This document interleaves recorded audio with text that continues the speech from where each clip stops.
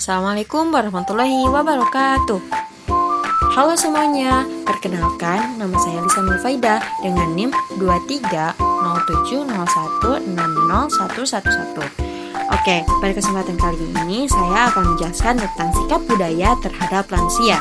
Topik yang akan dibahas kali ini yaitu yang pertama, ada persepsi terhadap proses penuaan. Kedua, stigma dan diskriminasi terhadap lansia. Yang ketiga, nilai budaya terhadap usia lanjut atau lansia. Yang keempat, ada peran keluarga dan masyarakat. Yang kelima, ada akses terhadap sumber daya dan layanan. Oke, topik pertama yang akan dibahas yaitu tentang persepsi terhadap proses penuaan. Nah, dalam persepsi terhadap proses penuaan ini ada dua pandangan. Yang pertama ada pandangan positif, yang kedua ada pandangan negatif. Yang pertama, pandangan positif. Banyak budaya menghormati lansia sebagai sumber kebijaksanaan dan pengalaman. Karena lansia ini memiliki pengalaman-pengalaman yang banyak gitu. Nah, lansia ini sering dianggap sebagai penjaga tradisi dan nilai-nilai. Contohnya itu, dalam budaya Indonesia, khususnya di masyarakat Jawa, lansia sering dianggap sebagai sumber kebijaksanaan. Misalnya, dalam pengambilan keputusan keluarga, anak-anak sering meminta nasihat dari orang tua atau kakek nenek mereka yang dianggap memiliki pengalaman hidup yang lebih banyak. Gitu. Yang kedua, ada pandangan negatif, yaitu sebaliknya dari ada persepsi yang mana menua itu dengan penurunan kemampuan yang dapat menyebabkan marginalisasi lansia dalam masyarakat. Yaitu contohnya, meskipun banyak orang yang menghormati lansia, ada juga pandangan negatif yang muncul.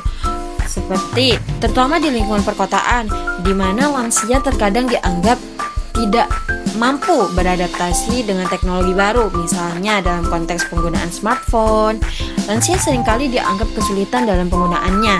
Begitu. Oke, langsung saja. Selanjutnya yaitu stigma dan diskriminasi. Yang pertama ada stereotype negatif, yaitu lansia seringkali digambarkan pada stereotype yang tegas, seperti dianggap tidak produktif atau tidak relevan. Nah, contohnya itu kayak dalam beberapa media, lansia itu seringkali dianggap atau digambarkan sebagai karakter yang pelupa atau tidak aktif. Misalnya, dalam iklan, lansia seringkali ditampilkan sebagai orang yang tidak mampu melakukan aktivitas sehari-hari tanpa bantuan, yang memperkuat stereotip negatif terhadap lansia itu sendiri. Begitu. Yang selanjutnya yaitu dampak dari diskriminasi terhadap lansia. Diskriminasi dapat mengakibatkan isolasi sosial dan penurunan kesehatan mental, serta mengurangi akses terhadap layanan yang dibutuhkan. Contohnya, di tempat kerja, seorang karyawan berusia 60 tahun mungkin tidak dipromosikan karena dianggap terlalu tua dalam tanda kutip untuk mempelajari keterampilan baru, meskipun dia memiliki pengalaman yang sangat berharga. Hal ini dapat membuat lansia merasa tidak dihargai dan terpinggirkan. Selanjutnya yaitu peran keluarga dan masyarakat. Dukungan keluarga sangat berperan sebagai sistem dukung utama bagi lansia. Mereka memberikan perhatian dan dukungan emosional yang sangat penting bagi kesejahteraan lansia. Contohnya, di banyak daerah seperti di desa-desa, lansia seringkali tinggal bersama anak-anak dan cucu mereka. Misalnya, seorang nenek yang tinggal bersama anak dan cucunya, membantu merawat anak-anak dan memberikan nasihat kepada orang tua. Yang selanjutnya yaitu keterlibatan masyarakat.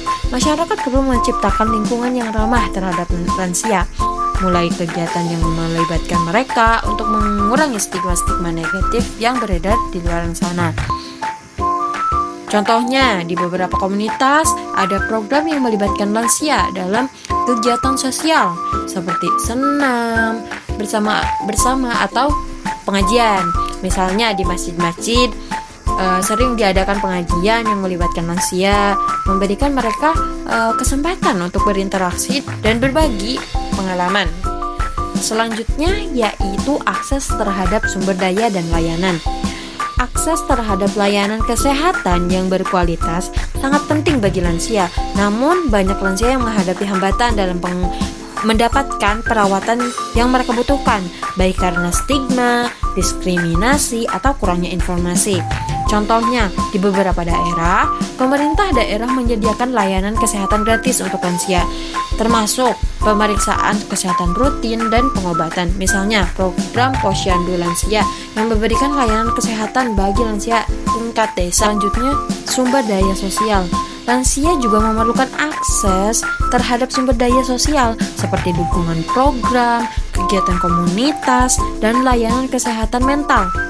Ketersediaan sumber daya ini dapat membantu meningkatkan kualitas hidup mereka. Contohnya, di Indonesia ada program-program pemerintah dan non-pemerintah yang menyediakan bantuan sosial untuk lansia seperti bantuan tunai atau program Meals on Wheels yang memberikan makanan kepada lansia tidak dapat memasak untuk diri mereka sendiri.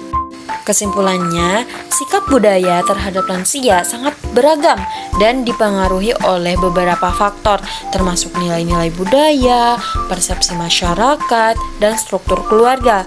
Untuk mewujudkan masyarakat yang lebih inklusif dan menghargai lansia, penting untuk mengatasi stigma dan diskriminasi, untuk meningkatkan kesadaran tentang nilai-nilai lansia, serta memastikan akses yang memadai terhadap sumber daya dan layanan.